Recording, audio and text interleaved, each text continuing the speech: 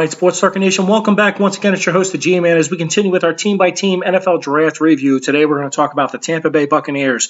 The Buccaneers broke a cardinal sin, which gives them one of the worst draft grades, in my opinion. They took a kicker, and we'll get to that. You never take a kicker. They didn't take him in the 6th round. They took him in the 2nd round. Not only did they take him in the 2nd round, they traded up 15 spots. So you have to figure, I guess the Tampa Bay Buccaneers are such a great team that really all they need to do is fine-tune those little special teams areas because their offense and defense is totally set, right? Oh, that's not true. They sucked last year, and they took a kicker in the 2nd round. A big no-no on the G-Man board. But let's get through the rest of their draft. First round, again, I don't love Vernon Hargreaves. Vernon Hargreaves was the no-brainer pick.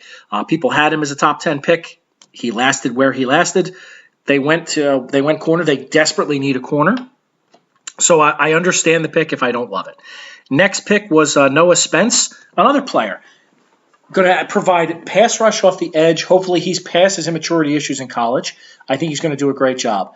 Then the pick in question, trading 15 spots up from the 3rd to the 2nd, giving up players and selections for Robert Aguayo. Now, Robert Aguayo is an excellent kicker. He's one of the best I've seen in college in a long time, though I did see him miss 2 key kicks last year, whereas before I don't think he had missed a kick his junior year.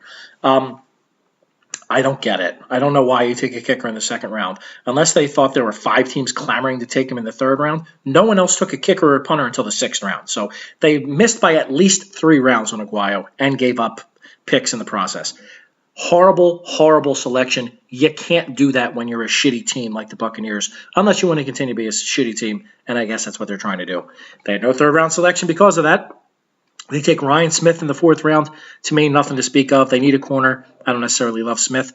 Caleb Benenoch is interesting. Came out as a junior, which I think was very stupid, as evidenced by the fact he got drafted in the 5th round. I guess he's going to get that $25,000 signing bonus and help his family with that. But he would have been better served to have his family suck it up for a year and be able to really provide for them.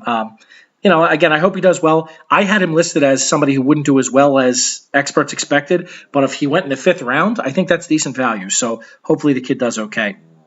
They closed out their draft in the 6th round with Devontae Bond and the outside linebacker and Dan Vitale, a fullback. Again, they're just kind of all over the map. I understand they went early with the defense they needed, but to take a kicker and then to pick fullbacks and things like that, this team has a lot of needs. They do have the quarterback. I love Jameis Winston. They do have a big receiver in Evans.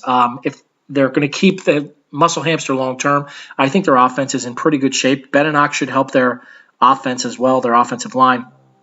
But to be able to just drop in a kicker in there, just a wasted pick in my opinion. And I hope Aguayo does well and shuts me up and proves me wrong. But I just don't love what they did there. So at the end of the day, I give them a C-. They're lucky it's not an F immediately for drafting a kicker, but they did get some talent on the top of the draft. Hopefully it helps their defense and helps Jameis get a couple wins under his belt. So with your 2016 team-by-team review of the Tampa Bay Buccaneers, I'm your host, the G-Man, and I am out.